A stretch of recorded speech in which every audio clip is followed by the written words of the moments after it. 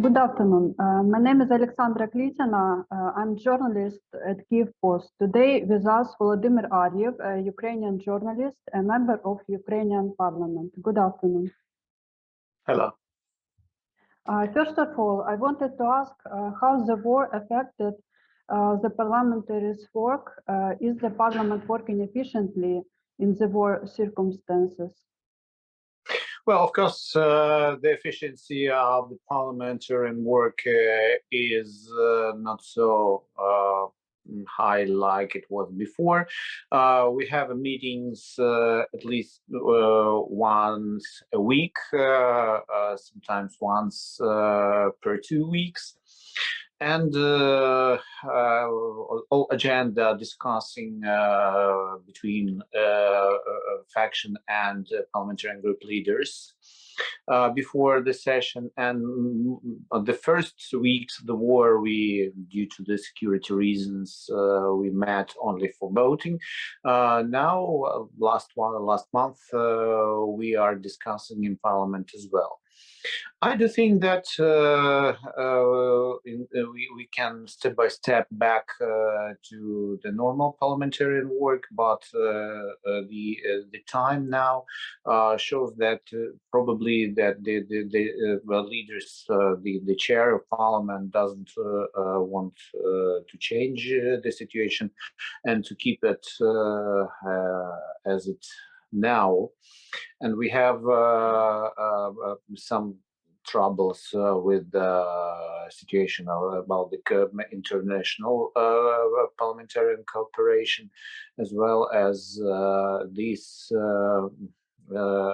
parliamentarian cooperation now is under full control of the ruling majority, and the other parliamentarian from opposition, they are the Speaker of the Parliament trying to cut off from the parliamentarian cooperation. And I do think that it's a not normal situation when we need the unity and to speak one voice on international area to show that all political wings of Ukrainian society not depend of coalition or opposition. Mono-majority or opposition, maybe like to precise. So we are united in our striving to fight to the victory over Russian invaders. So, but the rest, parliamentarian work goes difficult, but it is. I can say that it is okay. Okay. What reforms are at the top of the list for Ukraine to reach European Union standards and facilitate European integration processes? I do hope that we can have a candidate status on June. It's really vitally important for Ukraine to support it. I can tell you honestly, we are not met all the criteria. If we can read the Copenhagen criteria for joining European Union. I mean, don't tell about the Maastricht criteria that tells more about the economic and financial situation. But now we have to work, first of all, for a reformation of judicial system. Mm-hmm. This is the main thing, and of course, the rest is growing from the soil of the justice for all, because the Copenhagen criteria says clearly that only states with the democracy, that respect democracy and rule of law, could be a member of European Union. So and the basement for the democracy and rule of law is honest, independent, and clean judiciary system. I think this is much more important than all others. In this case, we should also decentralize the governance and of course, we shouldn't have one pillar for the whole system of our governance. Now it might be president or monomajority.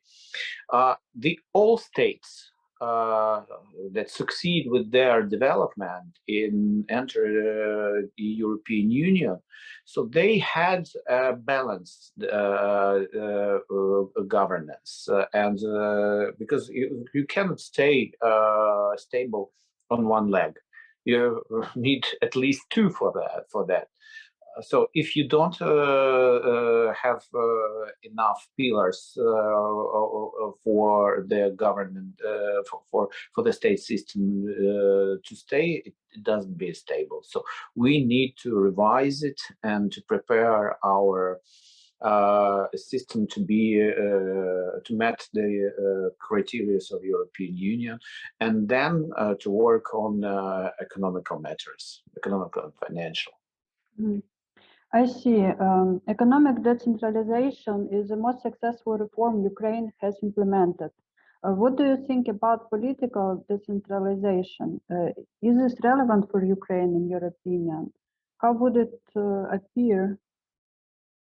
Well, I think that we should work more about economical, especially in financial decentralization, as well as our financial system is over-regulated by the National Bank, and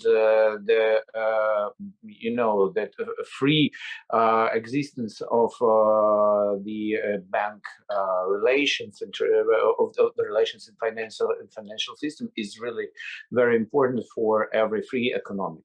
And economic also should be free, and I was a bit scared about the statement of Minister of Economic Marchenko in the interview of The Economist, when he said that if war sustain long time, so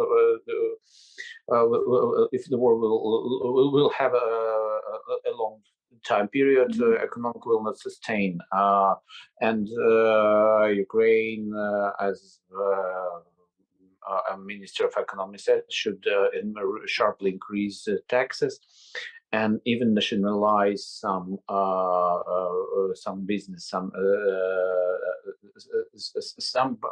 some factories. I don't think that it is a good idea. I very hope Mr. Marchenko would like to scare European partners and to push them up to help Ukraine with financing during the wartime. Because if we are going to impose now to make a nationalization of the private business or sharply increased taxes, in this case, we will destroy our economy, and it will be helpful to maintain our efforts to support Ukrainian militaries in this war. But we have to also think how we will exist after the war, and I've made a lot of points about it, and we need first of all to understand what kind of system we should build up. I think the build out we have good examples of the countries which join European Union, and they're like Baltic states, Poland, all Central and Eastern European states who are members of European Union now. So we should very seriously research their experience and not to invent bike because it exists.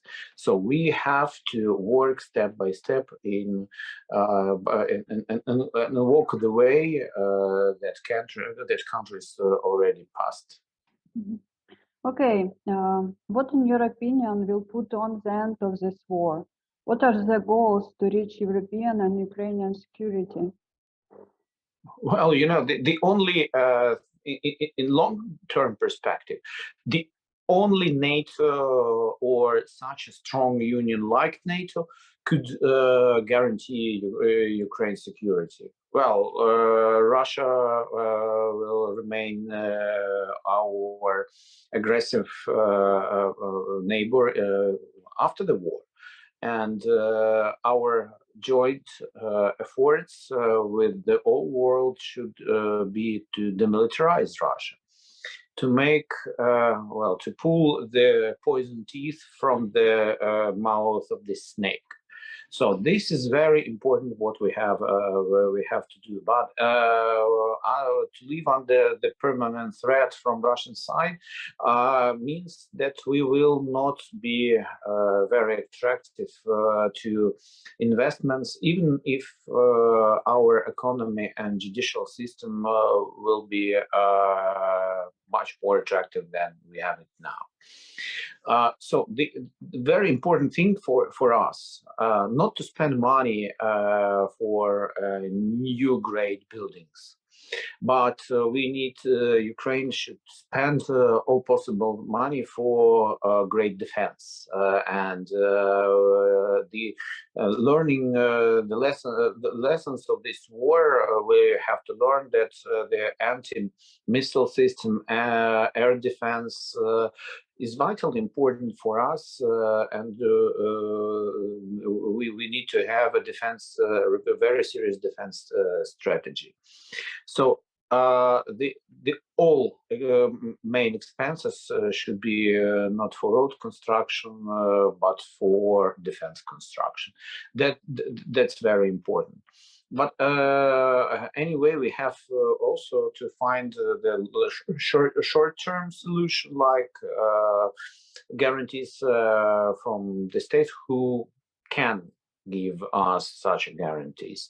So I support negotiations of Ministry of Foreign Affairs and President Zelensky in this way. And but I do hope that joining NATO will not be excluded from Ukrainian agenda. Otherwise, the short-term negotiations has no sense. Mm-hmm. Good. Thank you for a brief interview and your comments. Slava Ukraini! Героям слава! Thank you very much. Thank you. Have a nice day.